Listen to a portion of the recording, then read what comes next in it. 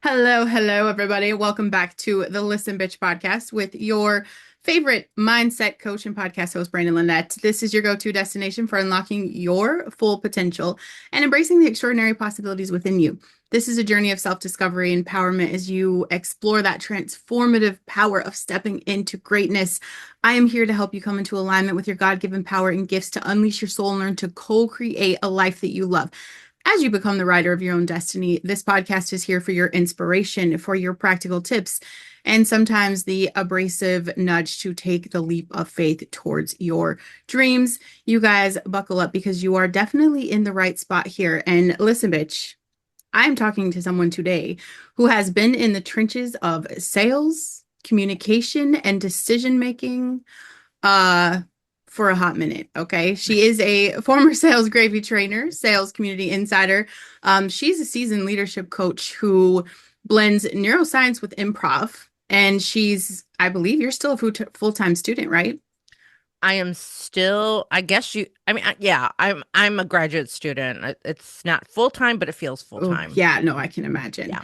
Uh, New puppy mom, and I'm obsessed. I feel like her dogs need their whole channel. And she just dropped a brand new book that's already turning heads. You guys, please welcome my friend Gina Trimarco Klauder, the woman behind the New Choice Effect: How to Make the Right Decisions Quickly Without Overthinking. Where were you 3 years ago, ma'am? Okay. What a waste of time. I've been waiting for this. This is the kind of book that's going to kick fear in the ass. Okay. So thank you so much for coming today. Welcome to Listen Bitch. Well, thank you for having me Yes. on Listen Bitch. I mean, you are like my spirit animal. Yeah, I've admired you for a very long time. Likewise, it's like Yeah, total mutual girl crushing, I think. absolutely. And I mean, I'm just obsessed with your life, your love life. Like you guys are so cute. Okay. And the puppies, I'm serious. I told her in Messenger, you guys, that she needs a channel for these dogs. But I mean, people say the same thing about my naked cats, and I just don't, it's not something I could put on my plate right now. I barely could run my own social media. So, Hey, yeah, listen, bitch, let's talk about that. Like yes. this, that we're talking about Mm, boundaries yeah. and saying no to things. And Hmm. while it sounds like a fun, cute idea, I am every day looking for what can I say no to, even though I am the yes and queen of improv. I Yes. love those dogs. They're adorable. They don't pay me enough to post their social media. Little They need jobs. freeloaders. Yeah, the Like freeloaders, major. in my next life, I feel like I should be a cat. Like you're the boss of the house. You literally run the show. I just got out of prison with those little shits too. I'm telling you, it almost 3 weeks of just like, I can't believe this is my life. So yeah. I Yeah, mean, we they're don't deserve animals, but also like, fuck them sometimes. Yeah, they are precious. You know what's so cute about these animals? Two Pomeranians, a boy and a girl, was only supposed to get one, ended up with two. You know how that goes. Yeah. And the girl, I mean, it's so interesting because I've never had a boy dog. I mean, I did as a kid, but not as an adult. And the boy Yeah. dog versus the girl dog. The girl dog is like a sassy pain in the ass. Like she is me. She is just like constantly talking and yelling at people, sassy and cute, and Rocco is just like chill. He's my chill. I'm like, I never thought I would fall so in love with the boy. I Oh, mean, she's adorable, but she's a yeah. daddy's girl and he's a mama's boy. And they're contrasting personalities. It's so fascinating. I love watching animal behavior because Yeah. it tells you a lot in general about behavior. It does. I mean, everything in life is a lesson on behavior. I feel like you can find lessons everywhere. But those chill dogs, I don't know where you guys are finding them. My daughter just got she's got two dogs, and the one she just got, Benny, like the cutest shit I've ever seen. And he just chills. Like I want to, she's like an hour and a half away from me. I just want to drive to her house every day to snuggle the dog. I don't care about anything else, but like he's just the chillest. And my dogs are zero chill. Like they are, I have a Shepsky, he's mouthy. Like he's mouthier than my kids. Talks back all day long, screams at me. And then the Rottweiler, he thinks he's 2 pounds. And I don't even know how else to say it other than like, we named him Bodacious because he's literally a bull. Like he just it's insane. So I'm jealous of your little dog life. because I don't know. I don't even know what that's like. You got the little dogs and the chill, and I'm jealous. Yeah, and they say that animals kind of resemble their owners. I don't Yeah. know. I think How weird. he's the chill one because my husband is so chill, Yeah. and she's the wild one because, well, you know, Yeah. here I am.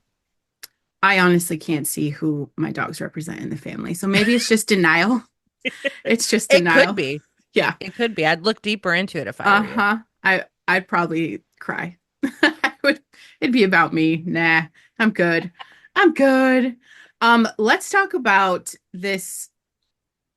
First of all, okay, improv. You train people in improv. So I know that we have talked about this before, but I want my audience to hear this from you because you train people in improv. So there's a real link between the comedy of this and the game of it and Yeah. tough real life shit. Yeah. Yeah. The first thing people think about, they think about the comedy aspect, and that's definitely an aspect. But when you break it down, improv is about improvising, and you can do that in just about everything. Like it's huge in music for one, like especially in jazz. So it's the art of improvising, which when you kind of whittle that down, we're wired for it. We're wired Right. for being in the moment and improvising. If you just think about fight or flight and the neuroscience behind that, we have the ability to improvise in the moment. But as we adult and it gets kind of like knocked out of us, like creativity, I've looked at studies on this that creativity is knocked out of us. There was a Mhm. NASA study that tested 5-year-olds for creative genius status, and 95% of those 5-year-olds were creative geniuses.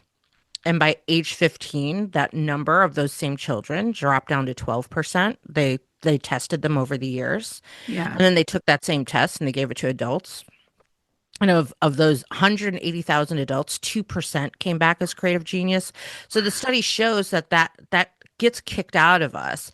And so if you think about that and other aspects of the brain, improv to me, right, that goes hand in hand from a creativity standpoint. Yep. People become so scared of like, I could never do that. Hmm. And I preach this a lot that why am I fearless? Like, not too much scares me. Even today, I got like some stupid, I think it was a scam text of like, hey, you owe me $1,200. I'm on my way to your house. I'm like, Oh my God. come Bring it. on. Like, nothing scares me. I live with a cop. Good luck with that. Like, Right. right? Like, I'm fearless because I have rewired my brain from being on stage because there's a 50% chance I am going to fall flat on my face, sometimes literally, and fail. And the audience will actually laugh at the failure and applaud. And Right. so what ends up happening is if you do that enough and you're rewarded, your brain just starts to be like, "Oh, let's fail again." And so there's a craving that kicks into place, I think, for improvisers.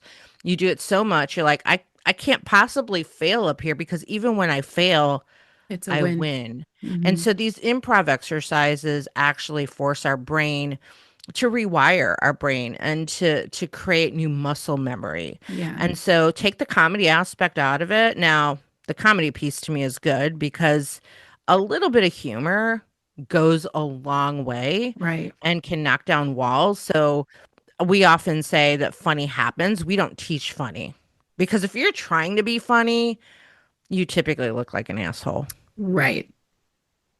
Right. You going back to what you said about kids losing their creativity and even adults like that, it breaks my heart. And I think that what do you think about how social media That was, welcome to listen, bitch, where my shit is rigged up so hardcore. This is a 2x4 and I just knocked it over. hey, that's what we in improv we laugh at that. Hell yeah. But no, it breaks my heart. And I feel like social media and just this internet access is going to add to that. And I think it affects all of us. But improv, like this is my thing is that no matter what you're doing in this life, like if, especially my moms, because I have a lot of moms that listen to this show, our life is improv. Yeah, We are flipping gears 100 times a day constantly. and going with that moment. And I think we take it for granted. We think it's just a mundane habit and like we're not creative and we're not, it's just what we do. I'm just a mom. And I think like I wake up so happy and I'm a stay-at-home mom.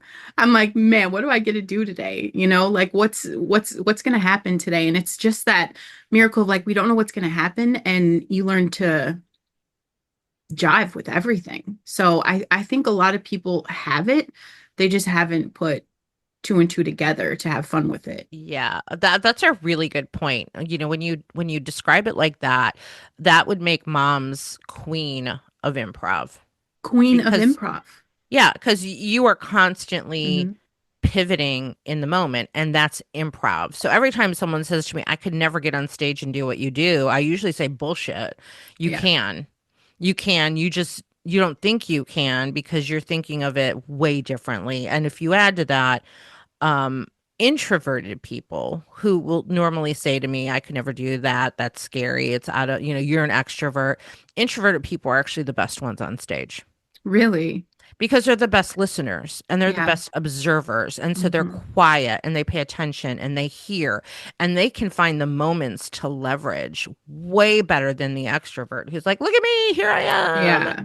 right? I They think only hear themselves. introvert is so overused though. I feel like everybody wants to claim that I because know. I mean, for one, people do suck. So I say it all the time. Like, I'm just an introvert, but no, really, like, people suck. So I'm just going to stay in my corner over here and pretend like I'm antisocial. But I think we just get in our heads too much. And so, yeah, I say bullshit. There isn't anybody on the planet that couldn't get up on stage and wing it. So Oh, I think, yeah. Yeah. So if you're a mom, you're living improv every day. And if you right, actually, I mean, if you look at these influencer moms too on social media, a lot of them are freaking funny because like they're showing real life. And if you real think about life. comedy, Yeah. the two keys of comedy are repetition and contrast. And Yeah. forms of repetition are things that we relate to. So Yeah. when you see people doing the things that you do, that is a form of repetition, and we laugh at that. And if you think about stand-up comedy, which is different, even stand-up comedians, there's a stand-up comedian out there for everybody, but you're not going Right. to like every stand-up comedian because they're not talking your language. And then if we Hmm. dial that down into sales, it's like finding the ideal client, right? So in comedy, like it's finding the ideal comedian, but for the comedian, it's finding the ideal audience to perform to and to Right. be okay with that. And social media weeds that out for you. So I feel like everybody has this chance. Like that's the bittersweet thing, right? Like technology is killing us all slowly, but also it's like the biggest opportunity we've ever had because the world is your stage at this point. You can do Yeah. anything. And if you're consistent, your audience is going to come to you. So I think, and I mean, come on, man, especially my moms that are listening right now, our kids give us content every day. There is not a single day in my life since I've become a mom that I have not at one point or time of the day laughed my ass off because you can't write scripts for this. Like you cannot No. make up the shit I go through as a parent. Like you just can't write it. So I don't care who you are. Like you have no excuse. You have no Yeah. excuse. And And yeah. yeah, And kids are the best. Like kids are the best at comedy because they have no filters and they yes. have no fear. Right. No filters and no fear. Like they're not overthinking it the way we are No. overthinking it. As adults, we're overthinking everything we do, worried about what people think of us, and we're going to be judged. And I just don't give a Right. shit what you Yeah. think. I mean, That yeah.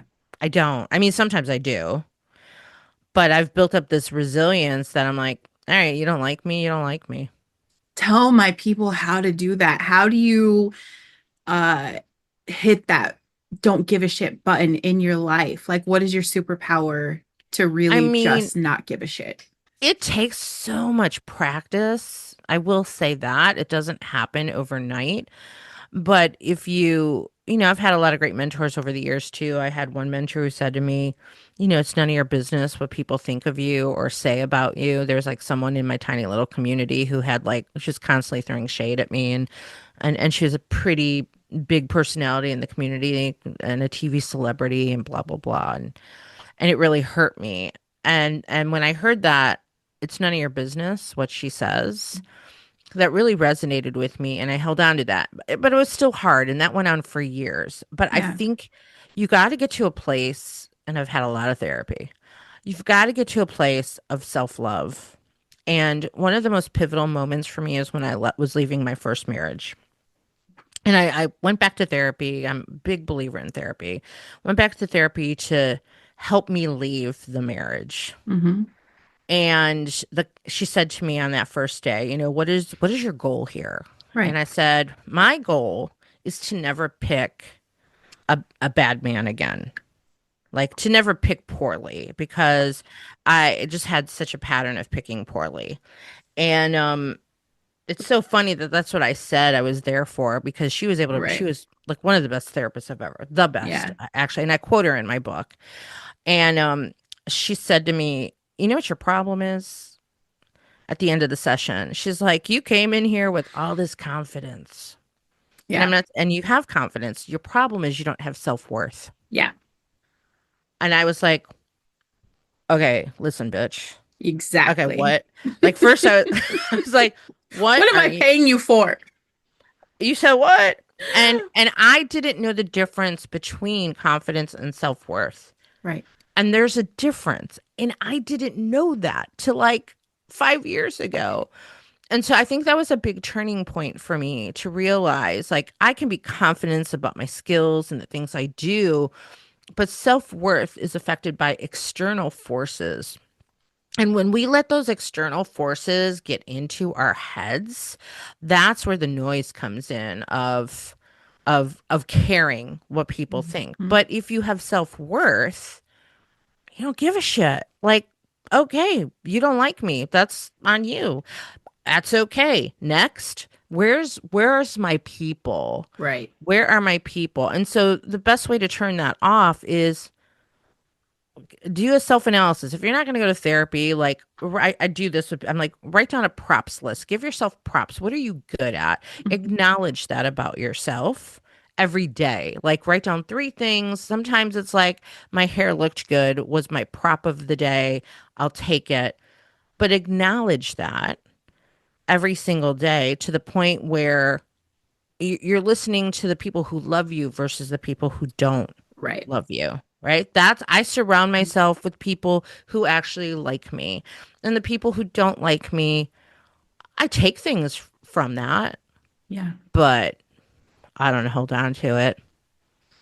Well, I think everybody needs to kind of take that advice because we're blaming so many things around us. Like we always choose the wrong guy and all of these things. And at the end of the day, it's the truth. You have to look inside because if you're not you and fully whole and loved and stepping into the potential of who you're meant to be, you're always attracting that. I call it tornado energy, where it's just bleh. So Yeah. I think, and writing stuff down. Okay. I know I'm Yes. constantly preaching to you bitches. Okay. Yes. But take it from someone who is super badass, successful. Don't take my word for it. I'm just a podcaster. Okay. Seriously, Gina's You're more killing than it. just a Yeah. podcaster, so reframe that. Right. I'm a badass podcaster, you Thank guys. you. You got to write it down. It does something pen to paper to your Yeah. brain differently than even like, I'm a fan of I stick it notes all over. When I hear myself saying shit, I'm like, all right, I got to reframe this because that doesn't feel good. It's not serving me. Yeah. Put it all over the wall where I see it, but it's that writing it down. And what is it? How long does it take you to write 3 things down every morning, Gina? Uh a minute, sometimes Yeah. 5 if I can't come up with something, right? If I'm like, what did I do yesterday? I didn't do anything good. I have to, Yeah. I have to spend time thinking. It's the time thinking that takes longer. It's like 5 minutes at most of Yeah. your day. One little thing that completely changes the trajectory of your self-worth. 5 minutes a day. And I think it's so simple and it's so easy. And the fact that it doesn't cost money, people forget there's actually value in that. But if you did that for 90 days, you guys, you're going to come back and you'll be like, Gina, you are a godsend. Thank you for that. And you're going to say, I'm a badass to I'm a yourself, badass. right? Like you start to recognize that. You've got to find the things.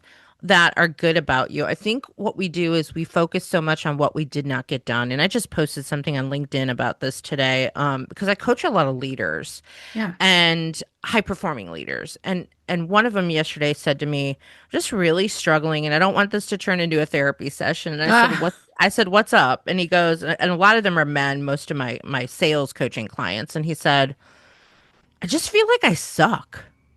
And I was like, okay. I'm like, let's break that down. Right.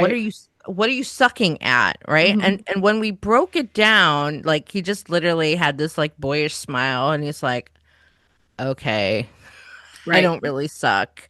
Right. Because we focus so much on what we're not doing or what we're Yeah. not doing well versus, when I had him like kind of look in the mirror, I'm like, all right, let's talk about what you're doing. Like, all Yeah. right, your team's hitting their numbers and above.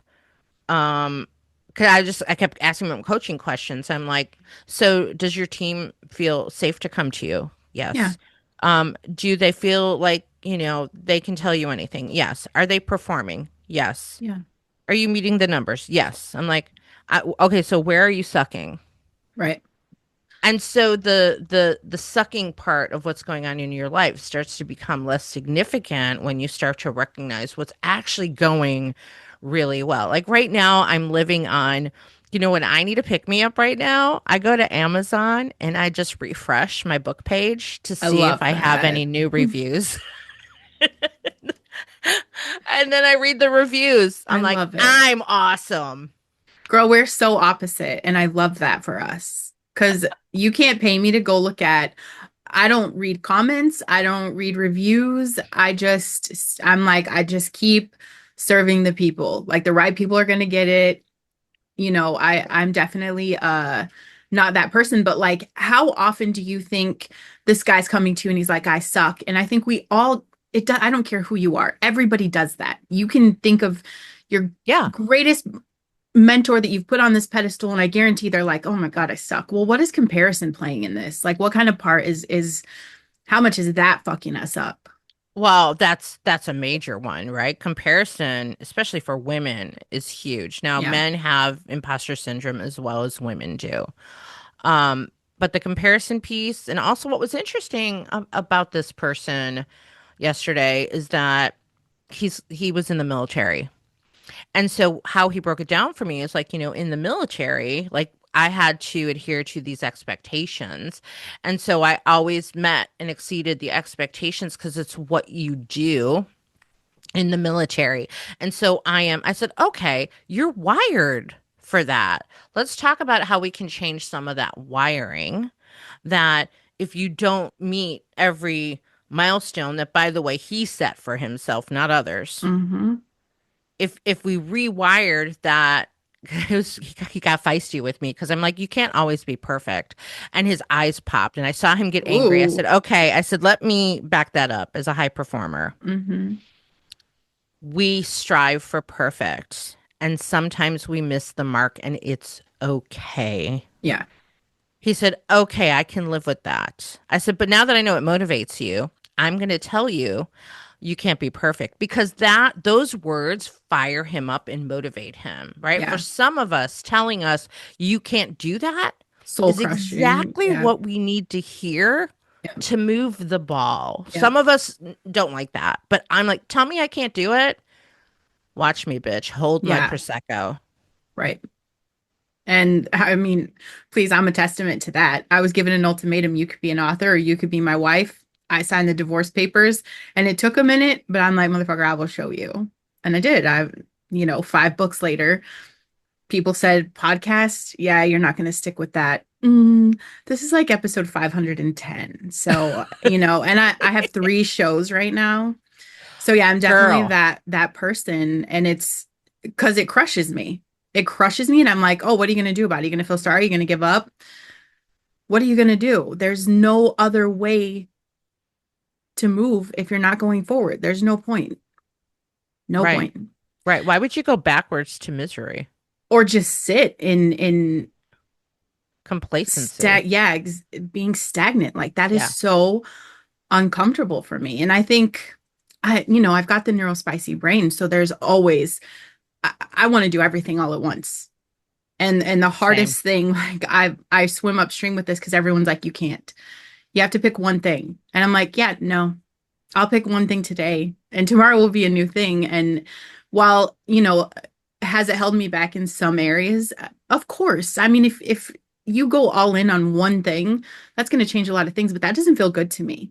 Like my brain needs that different outlets of creativity. So if I you, think this is a really important point that we should talk about yeah, because through the years I've heard the same thing too. And I even preached it for a while of right. like, do the one thing, master the one thing. Yep. I've been criticized by past bosses about like, hey, you do all these things, and you're not focused on one thing. And I felt bad and I felt shame and I felt Yep. all those things like I wasn't doing it right. And after, years of experience, wisdom, education, because I'm always seeking to learn, I realized that those comments from other people were their projections Yes. onto me about how they felt about themselves, that they couldn't do those things. And so then they judge as a way Yeah. to self-soothe. And I have some empathy for it, but now I've learned to like cut through the bullshit. That's Yeah. you. That's Yeah. not me. What I've learned about me is that I am my best and most productive when I am juggling 10 knives and machetes at the same time. Sisters from another mister. Yeah.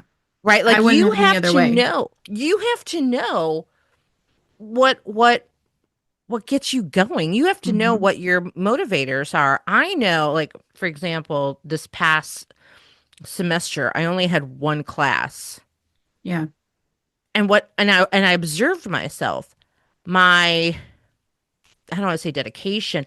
I just became a little more lazy You because care a little less. yeah, I only had one Hmm. class, but whenever I have two classes, I'm crushing it because I'm like, all right, I gotta juggle this. Okay, on this day I do this class, and on this day I do this class, and I juggle it with my work and everything else. So the more I have, the better I do within. Yes. I have to set boundaries of like, Yeah. this is where I say no to things because I know I can't do it. Someone asked me to be on a podcast a couple weeks ago. Yeah. And I was like, okay. And I'm selective too. Yeah. And I researched it. I'm like, okay, this seems okay. And then they came back with like, oh, okay, so it's a 3-day summit. We need you to send out 100 emails and do 60 social media. I was like, whoa, whoa, whoa. Oh, That would be a hard no. yes. I ain't got time for that. No. I'd love to. Okay. Oh, you're doing one of those 3-day summits where you generate leads and no, no, I'm way too good for that. It's Yeah. like it's like cockiness, Right. but I have to get selective to stay really productive and successful. So Yes. I've been, anytime someone says, gosh, you do so much, I could never do that. How do you do that? Like they think I'm crazy right now because Same. I'm in the Yeah. middle of grad school. I Hmm. decided to write and launch the book. Yep. At the same time, I was in the middle of finals. Um, I got braces last week and I'm still struggling through that, plus training two puppies, running an improv theater, running my business. What else? What else? Yeah. Add a couple health issues in there. Yeah. And I'm thriving the best that I ever have. Yeah. But I couldn't take on one more thing, just for clarity. You could, but you wouldn't. That's the I, cool thing. I choose not to. Exactly. And that's how I feel. And the days that, I book things and people are always saying stuff like I don't know how you do all this. Well, I don't know how you don't. Like, how do you guys just like do nothing or just do one thing? That'd be so boring. I wouldn't That show up. seems abnormal to us, but right, like so Exactly. we're high performers, right? Yeah. We're not normal people. Yeah. We're just not, and it's okay. We're Yeah. not going to judge you non high performing people. Maybe I It's just am who we though. are. No, just do the things, you guys. Yeah. God, Yeah, do the things. it's just who we are. It's Yeah. how we run. I am literally lost on days that I maybe don't have another podcast because I do 3 shows as well as like, guest tour. I do things. And so on the days that I don't have that kind of stuff in my planner, like I take off Wednesdays because my son is wrestling. I don't even know what to do with myself. I Right. am lost. I pace the house. It's like if I don't have everything to do, I do nothing. I'm frozen Yes. in paralysis Yes. and I'm like, holy shit. I don't know what to do with myself. I literally there's track marks in my carpet where I pace because I'm like, what do I do? I need Yeah, help. we need to research this because I know. I want to understand what is behind it because I'm the same way. Yeah. And going back to how do you do it all, I'm like insane with my calendar. Like Yep. everything is scheduled out to the minute. And like you said, Yeah. on days where I don't have stuff on my calendar, I get nothing done. I wander Nothing. the house. Yes. And I'll pick up one thing and then I'm like, oh, it's so, I just can't, I'm not good. I'm not good unless I'm booked. And, who knows? Yeah, they can research our brain long after we die because it's working for us, you guys. It's working It for us. works. It There's a works lot for of, us. I tell my audience a lot because I know everybody thinks that once you get your no bullshit button, zero fucks given button, and you do all these things, people think that you're fearless. And this is the thing, like, I want people to understand is that the stuff I do is scary. Like, it's scary to start a new show because you think of all the things, and like, I do it anyway. I'm like, whatever. What's the worst that can happen? Yeah. But like, what's a choice that you have made recently that was terrifying to you, but changed everything?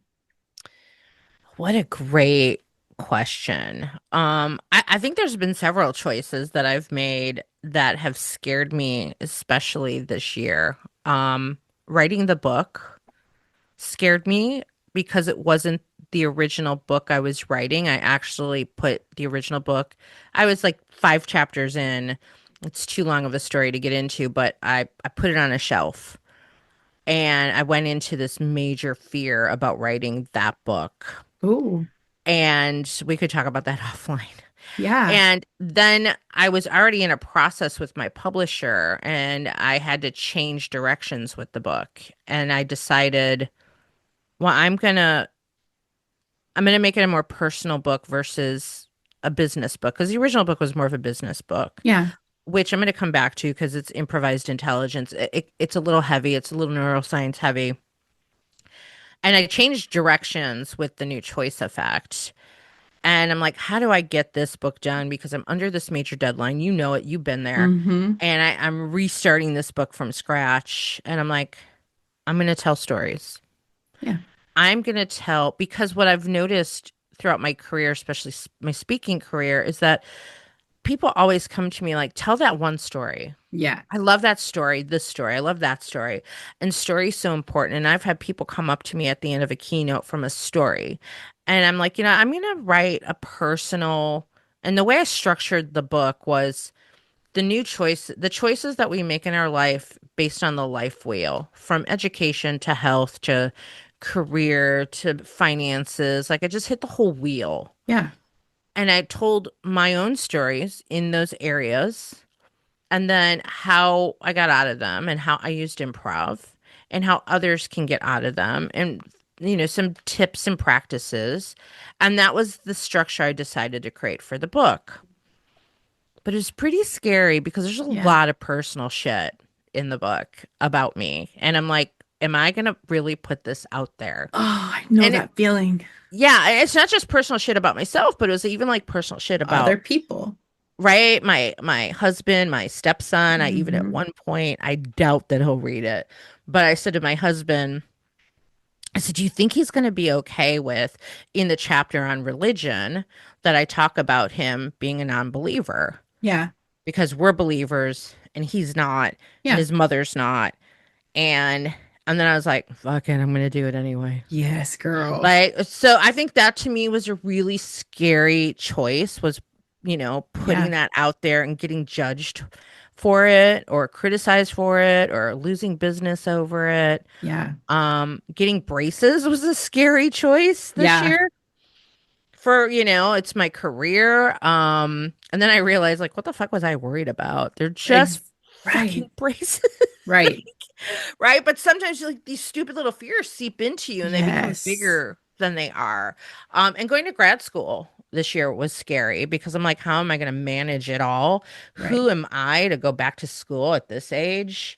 Um, So there's three major fears in Thank you one for there. normalizing the bullshit because like everyone thinks that's what makes them special and that's why they're stagnant. They think I'm too old, it's too late, I can't do this now, so thank you for normalizing that. So again, it's that no excuses. Like No, everybody's wants to be coddled and just like treated yeah, special for their no excuses, yeah, especially age.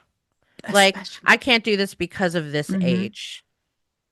I don't, every time I think about my age, I'm like, how old am I? Get out of here. Yeah, who believes Mm. that shit? We don't care about it. We No. don't care And about it. then I was really embracing braces because I'm like, people are just gonna think I'm younger now with braces. Exactly. So Exactly. you can't use anything any limitations No. as an excuse because you can overcome those Yeah. limitations. And defending them is so exhausting. I can't even have conversations with people anymore because I'm just like, hey, if you're going to keep defending it, I can't talk to you.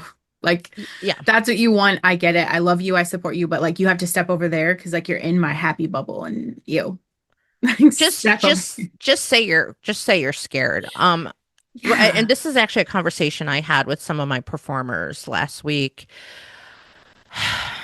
Improv performers are interesting people. When they come in new, they're excited. And I talk about the Hmm. roller coaster of an improv performer. And this can really you can apply this to anybody in their careers. They come in, they're excited, they're nervous, they have a great like puppy energy, and Right. then they start to get a little cocky, right? Because they're starting to feel good about Hmm. themselves. And then that's the point where I have to come in and like knock them off the roller coaster Absolutely. because they're too cocky. And a situation came up where they got too cocky with another teacher who is precious. Uh, She's precious and older, and she's been with me from day one, and she's hard on herself. And another performer came to me really upset about how they were treating her in the yeah. class, and they didn't have bad intentions, Right. right? They just were cocky. And so Hmm. I gave a speech last week, and I said, you guys got to knock this cockiness off. Like, you can't say to the teacher, oh, that's not how we do it. So and so does it like this. And then you guys go look it up on the internet and shove that in her face. I said, no, unacceptable. And someone said something really poignant. She said, I think some of us are reacting in that way. Like, she was reflective on it. She's Hmm. like, because when someone comes in and does it differently than how we were taught. I'm like, it's improv. You can't break it. We can constantly twist how we play these games. Yeah. Like every teacher, I encourage them to be different and unique. Do not be Gina. Be who you are. Hmm. Stay within some of the parameters of improv rules and create, you guys. So it's fascinating because she said, we're afraid to try something new because we were taught a different way. Mm. I said, well, then from now on, say, I'm afraid to do it this way. Hmm. And that was like, you saw their eyes light up. But let's think about this for everybody. Everybody. Say, Hmm. oh, you want us to do it like this. Oh, instead of saying we've never done it that way, you could say we've never done it that way and I'm uncomfortable. Right. And it's Own that, it. yeah, own, Own own your absolutely. emotion. But I think at like one of the points of this whole lesson is like, it is about being Gina. It's about being Mary. It's about being Brandon. It's about being Joe. Like, nothing is more exhausting than trying to be like everybody else. And teachers are not there to write every step of your next life. Okay. That's what the Bible's for. Teachers are just there to give you ideas as you're creating your Right. own narrative and stepping into who you are. Do you think confidence comes before action or is it the other way around? You asking? Yeah.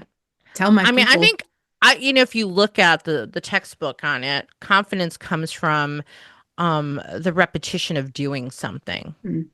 And so when you do things over and over again and you get slightly to a place of mastery, you can become confident. So you're fearful before you've had a couple reps in. Hmm. So the confidence builds with action, in my opinion.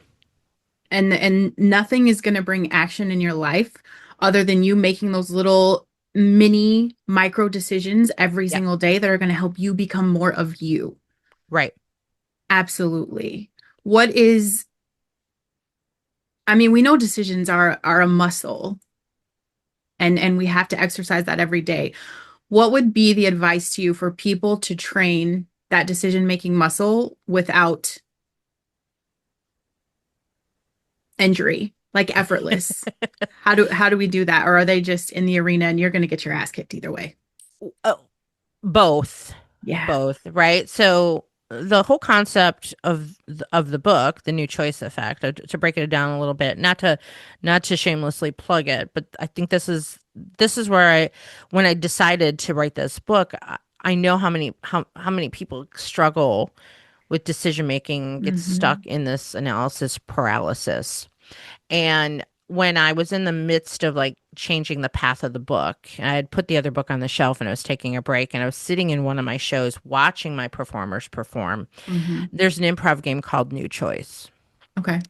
And as they were playing the game New Choice, I said, "Oh my gosh, that's the book." Because New Choice, I was trying to find a way to frame improv in an easy to understand way. The first Hmm. book struggled with that. The New Choice game, let's just say two performers are on stage performing. It's you and we're going back and forth and like, hey, let's go to the store and buy some food to cook tonight. And the director yells, "New choice." Hey, let's go to the ice cream shop and get a shake. New choice. Let's go to the mall and try on jewelry. New choice. Let's just not do anything. I Right. like that choice. Right. Like, so the performer in the moment has no Uh-huh. time to think. Hmm. You are just quickly responding to that stimuli of the director saying, "Nope, do it again. Nope, do it again. Nope, do it again." And that is such a muscle. So when people say, why, how are improv performers so fast on stage? Yeah. You do something like that on a regular basis. You stop judging yourself. Hmm. You stop doubting what you're creating because you're just creating for the sake of creating. Yeah.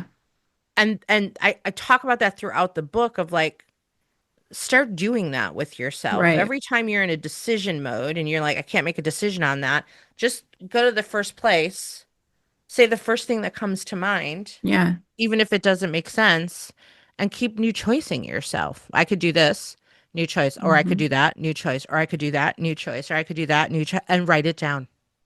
How do you teach someone to trust their gut when the logical part of our brain is like, no?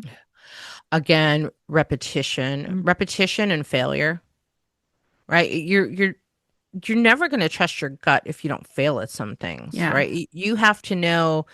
I teach this when it comes to like an audience, right? Performing in front of an audience. Sometimes the audience laughs. Sometimes the audience groans. Sometimes the audience doesn't react, right? There's three opportunities. And what was funny tonight won't be funny tomorrow night because the audience changes. Hmm. So when it comes to trusting that intuition, you have to pay attention to how others are reacting around you, which then becomes a study of patterns, a study of human behavior. Right. And you can start to kind of figure out, oh, right, it's a little bit of profiling in a way, but you can start to understand the patterns of people so that I can make an assumption that if A happens, B will probably happen. Right. And guess what? If B doesn't happen, I'm not going to die. Right. That's it.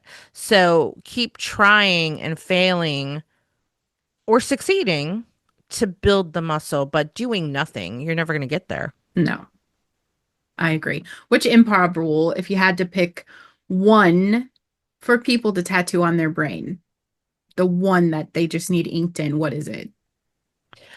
I- I'm always going to go back to the yes and concept. Um, Actually, no, I'm going to back that up because yes Yeah. and supports it. Our number one rule in the core, our number one core value of our company is to make others look good. Because when you focus on making others look good, you automatically look good. Ooh, So taking the higher road in everything that you do, right? There are going to be people out there who are haters, yeah. who are going to shit on you. So And that's you don't like have, being the responding, not reacting, like not y- being y- reactive. yeah, don't stoop to others' Mhm. levels. In improv on stage, our number one job is to take care of each other. So you and I might be on stage together. You come up with an idea. Frankly, it sucks. Yeah. But I'm not going to be like, oh no, that's a bad idea, Brandon. Right. Because you came up with an idea and I came up with Hmm. nothing. I'm going to support your idea. And if I think it sucks, and I'm not going to say that because then I look like an asshole, then I'm going to start contributing other ideas so that we can actually collaborate to create something together, which is the yes Yeah. and concept. The yes and concept is I break it down into communicate, validate, collaborate. I have to listen and observe. I have to validate others by repeating what I heard them say Hmm. for clarity. And then I'm going to collaborate and I'm going to work with that other person to create something together. It's not all about you or all about me. And when you stay in that mindset in everything that you do, you're going to be successful, right? You and I are very much on social media. Yeah. Everybody needs a lesson in yes and. I am over the vitriol. I am Hmm. over, right? Everyone can have their point of view, Hmm. but stop being an asshole. Right. Like stop and listen to others. You don't Hmm. have to agree with them. Hmm. You accept that that's where they come from. Even if it's monstrous and you don't like it, Hmm. that's who people are. And I can make the choice to move on. Bless, But block, delete, bitches. I love that. I saw you Hmm. post that. I'm like, Hmm. that's the best. Best, Yeah, bless, block, delete. that's it. 100%. That goes back to surround yourself, right? Don't just Hmm. make others look good. Surround yourselves with the people who make you look good. Yeah. And feel good. Like there is no point in keeping people in your bubble, even on social media, because Yep. I was like, oh, I mean, they are just giving an opinion and they are just saying this stuff. And when it starts to become backhand insults, I'm like, wait a minute. Does this person bring value to my life? Is there anything about anything I read that they comment on that makes me feel good or brings any kind of value into my life? No. Bless, block, delete. Yeah. Yeah, I think there's something wrong with that. Through the years of, probably the past, whatever, 8, 9 years Yeah. of major drama on social media, some people are like, well, why would you block and delete people? They just have their opinions. And for a Ugh, while, I believed in me that. And too. then to your point, I'm like, Hmm. I just don't like their energy and I Mm-mm. choose to not. Like, would I be friends with them in real life? No. No. Well, no, I wouldn't. So it doesn't mean that some people say, oh, you're just going to stay in your stronger view versus hearing other people's views. There are some people that we don't agree. They're Hmm. still in my Facebook life Hmm. because they're smart people, because they do have interesting points. Yeah. Every now and then we'll do a little, back and forth punch, but they're kind, they're they're intelligent, they're well spoken. I just don't agree with them. Right. I I like having those people around. It Yes. expands my thinking. But Yeah. if you're an asshole, you got to go. You got to go. And the backhanded stuff, I wasn't really seeing it until I felt some kind of way the other night and I typed and deleted twice. And I'm like, you know what?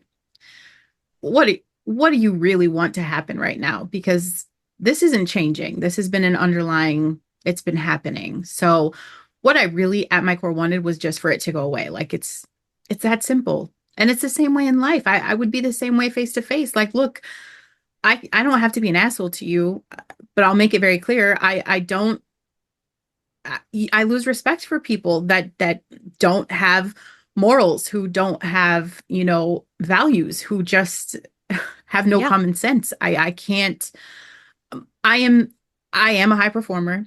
I do a lot of shit. I don't have time for that stuff. I don't have exactly. time. Like I don't have the energy. I don't have any of it. I can't fake it. I can't. I just it's exhausting. Well, it's preservation, and I Yeah. think you hit it on the head too. Time is so valuable. Hmm. I don't want to waste my time on things that don't make me or the world a better place. That part. Yeah. What is the boldest choice that you still haven't made and why? What's the next scary fucking thing you have to do? The next boldest choice. Damn, girl, you stumped me on that one. Um, hmm. I don't know. That's so great. Yeah, I don't know. Now you gave me like a homework assignment Yeah, to you're do. definitely going to be thinking about that. And I think everybody, every single day, Yeah. ask yourself, what is the next scary choice I need to make? I mean, that's how Listen Bitch came Yeah. to life. That is my, what's the next scary thing? And I have a lot of scary things that I just am putting one. Yeah. I haven't put like a specific scary thing out there, but I have a generalization Yeah. that has crossed my mind. And recently, I was reading the book Market Eminence by David Newman, who's a friend of mine, and you would love him. He's amazing, and Yeah. he says something in there about like, you know, people are gonna hate you. I think I wrote it down somewhere because I was like, this is so good. Um, but what it made me realize, and I think I've known this, but I've kind of ignored it. I'm not always as vocal with Mhm. my point of view as I would like to be Mm. because putting it out there is scary. That's probably why I fangirl you because I admire that about you that It's scary, girl. yeah, you're way better at It's it. so scary. And the Yeah. internet is ugly. And it Yeah. hurt for a minute. It did. It does hurt for a minute. It hurts a lot, actually. And then you realize like well, it hurt, but I didn't bleed out. So it's refreshing. Yeah. So that would probably be my next big bold choice. I don't know Yeah. specifically, but Yeah. that would be the generalization of and this came up years ago and it's kind of coming back. Are you Jeffrey Gitomer? My first podcast started under his umbrella, and Okay. he's a pretty rough and tough kind of guy. And when we first created the Women Your Mother Warned You About podcast under his umbrella, people had said to me, aren't you worried about what people are going to think? Or aren't you worried about, scaring off clients with just based on the podcast title? Mm-hmm. And I said, no, actually, I kind of hope to lose some clients and to gain new ones based on that. But someone else had said, girl, put your stake in the ground. Like, what Mm-hmm. are you really adamant about from a point of view perspective that you would literally fight people on? Yeah. That's the next bold choice I want to make. I love that. And I think there's a we were taught, this is what I was taught anyway, that you don't talk politics, you don't talk religion, you don't put anything personal on social media because that is your business. Your Facebook is your business. Yeah. And I believed in that for a long time. And like, it did not feel good.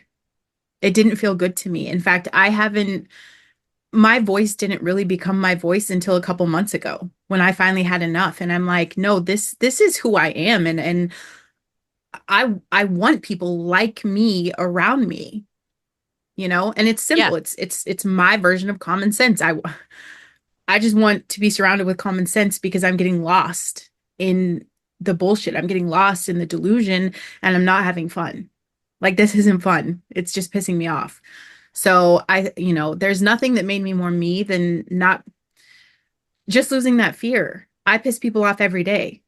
I'm not getting the go kill yourself messages lately, Right. but that's from a lot of block and delete, right? But Yeah, right, right.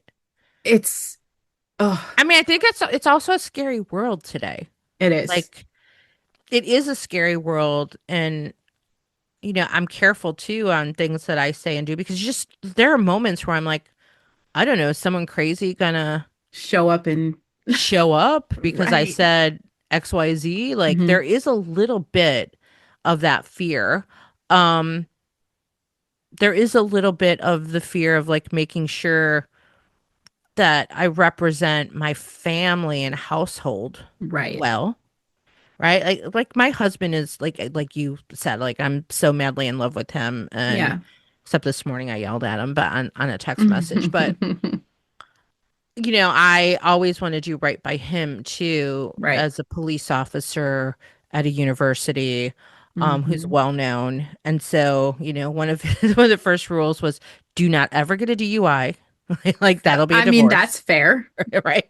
Right. So I'm always like conscientious of like how I also represent my family while Right. representing myself. Right. Right. And that's the constant dance. But yeah, if I could be less fearful on that. I think the other piece of Yeah. it is having a point of view, in my opinion. Hmm. Sometimes that point of view needs to be backed up with some facts. Right. And sometimes I don't always have the facts. So I might Yeah. not communicate my point of view because it's just an opinion. Yeah. And then I'm like, well, I don't have facts on that. So I'm not even going to communicate that point of view because, then the trolls come after you. And I'm like, I haven't had Right. time to research it. And that's my other pet peeve about people who Yeah. post shit that, like, did you actually research this? Yeah. There's so much that gets put out there that Is is bullshit. bullshit, fake Hmm. news, stories that get fabricated on purpose to Hmm. create. I learned a new phrase the other day, rage bait. Yes. People are posting shit just to create rage and vitriol. It's And the that's why this clicks and world has it become exactly. it's scary and Yeah. annoying, I but that's the agree. world we're in. I agree. And it is, I mean, this is the thing, we should be able to ask questions. And I love that. Those discussion posts, like I'll put it up, like I haven't researched this, tell me what you know. And everybody spams me with like what their information is, or, I've just really learned, you guys, just at the end of the day, nobody cares about you. Like they just don't. The world doesn't care about you. The government Yep. doesn't care about you. Like Amen. nobody cares about you. Yep. And the most important thing for you to do to be able to be in this world that is just full of shit, really, because it doesn't matter if you do the research, because who can you trust anyway? Because I do the research and then I find different truth and I'm like, wait a minute. So Yes, four exactly. articles are lying to me right now because they have an agenda to serve. But here's the real truth. So getting caught up in that on an emotional level, like you're just playing into it. And I think, yeah. And that's super annoying today because I was a journalism major and we were Oh, taught that's got to be frustrating. we were taught to fact check Yeah. everything. And so, like, God forbid people actually use Grammarly and spell things correctly. They're not Yeah. even fact checking things. And that makes me a little nuts. So when Charlie Kirk got assassinated, Yeah. I was okay, I get emotional every time I think about Yep. it. I I know. was I was so torn apart by it for so many Mm-hmm. reasons. My husband's a police officer at a university, right? So Yep. that's probably the core that hits me every time there's a university shooting. Yeah. I am disturbed, right? Because every It's day close he to like home. when I first met him and he's like a cop and I was like, oh, I don't ever want to date a cop. My father was a Mm-hmm. mob guy, right? Mm-hmm. But I'm like, okay, so then I was worried about safety and I'm like, he's at a university, how bad could it be? But I'm constantly worried Yeah. about him. And then the piece that this young mother and wife Mm. lost her husband and the father of her children and like all of that universal truth, Yep. loss, grief, Mm-hmm. unfair death, like all of that hit me to the core and just wrecked me Yep. because I'm a fucking human. Mm-hmm. And so I think I shared a couple posts like, rest in peace or something along those lines. Not Yeah. even like a political stance. It was just sharing like how sad I was. Innocent man died publicly. Yeah, There should be a genuine part of humanity where we're like, oh my God, right. so Right. sorry. Just like the Rob Reiner assassination wrecks Yeah. me, right? This is Yeah. about being human. It's not political. Right. And so someone reached out to me privately on Facebook and sent me a message. and said, and she's an African American woman that I've known for years. Like Mm-hmm. I forget how we met. We may have met once at an event, and a very nice woman. And she said, "Do you realize the terrible things he has said and done to Black women?" Oh. And I honestly was in such a raw place, and I'm always willing to listen and hear and be empathetic. Mm-hmm. Like I am about making sure that those who are not given all the opportunities should be given the Mm-hmm. opportunities if they're held back in some way. And I said, you know what, I'm not aware of it. I just heard of this man.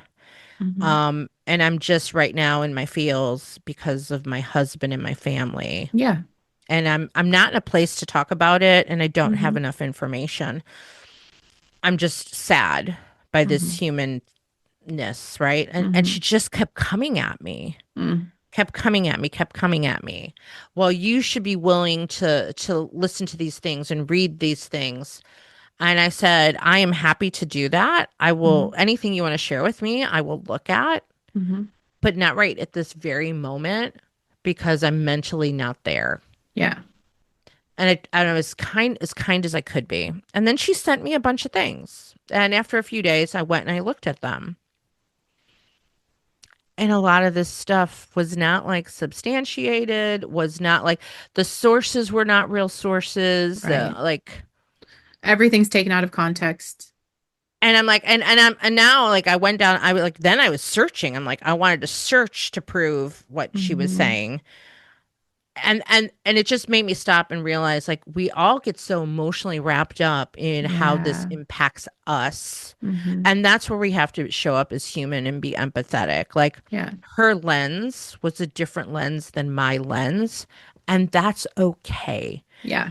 And I accept your lens, please Mm-hmm. accept my lens, and let's not judge each other Right.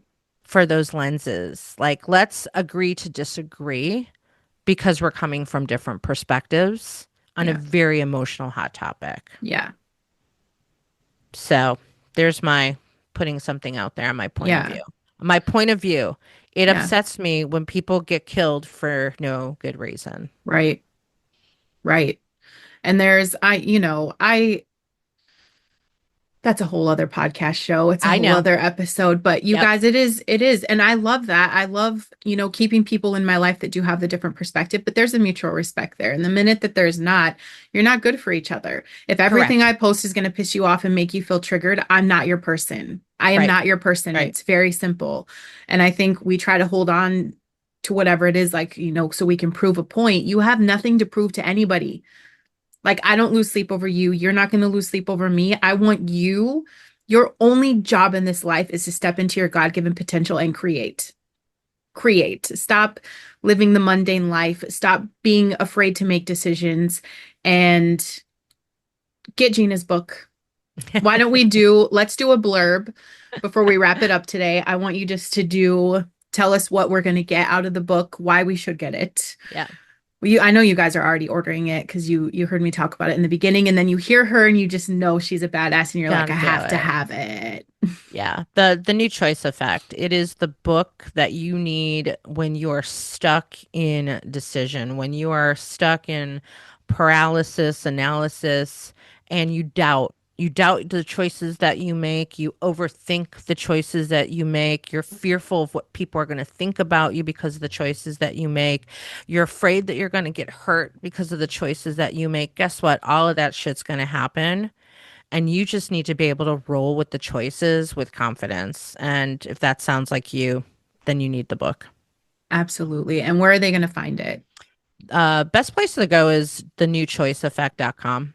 And Okay. then that'll give you different options. I'm learning a lot. Like Amazon right now is saying that it's out of stock. I'm like, it just published. What do you mean it's out of stock? But I guess it's a Amazon publishing thing if like demand's too high or something. So there's options. There's Amazon, there's Barnes and Noble. So I put all the links on that on thenewchoiceeffect.com, including if you want to buy it directly from me and get an autograph, you can do that too.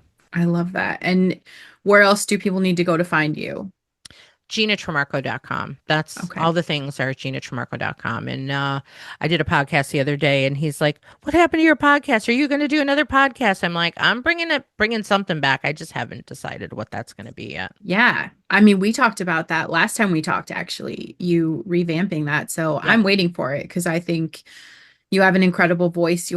Thank you. I mean, you are just one of definitely my role models. And Oh, you have a voice and improv is great, a book is great, but I feel like this is a playground that nobody can touch. You know what I mean? Facebook, LinkedIn, yeah. Instagram, that's someone else's playground. Right here, this is always going to get to be the best version of you represented Yeah. without any outside influence. Well, You know? let me ask you this because I'm a big believer in, right? A lot of times we don't see ourselves the way others see us. And I think it's Right, important from a positive aspect. I don't care if like don't listen to the judgment and the bullshit, but also don't ignore your brilliance that people see that you don't see, if right. that makes sense.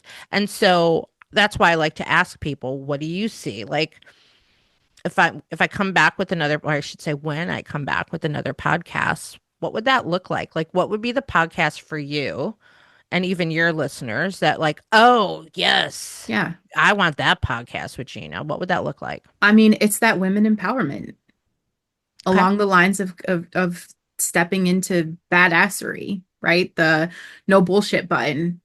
Okay. It is just taking your boldness and absolutely women empowerment. And you're a girl's girl. You're not, there's no bullshit meter going off, right? There's so Yeah. many women out there that have the podcast, but like they're not real and they put up this whole charade of bullshit perfection and like they Yeah. Yeah. have it Yeah. all figured out. And we need more people who are willing to say the truth. And the truth is life is fucking hard and shit's scary and decisions can paralyze you, but get the fuck over it and be who God created you to be. It's that simple. But then they're listening to these other women who make it Yeah. impossible. Yeah. Okay. I love that. Thank you. Yeah. And if any of your listeners, if any of you have a perspective or point of view for me, please, please, please tell me. Yeah. Come to GinaTrimarco.com and tell me. Please do, you guys. Gina, I appreciate you so much. And I love that people got real shit from you. The Listen Bitch audience is going to take home. I know they're going to use it. They're going to do that 5 minutes a day because I trolled them about it. But you guys are listening right now. I want everybody to go grab the New Choice Effect. Okay. You know, it's not another book, it is a method for getting unstuck, for getting confident, and actually moving your ass. Okay. It's already hitting big. So, and it's changing how people think about choices. So, in the show notes, you guys check out for the links here. Make sure you follow her, reach out, and start making new choices today. I love you guys. Thank you so much, Gina. Thank you.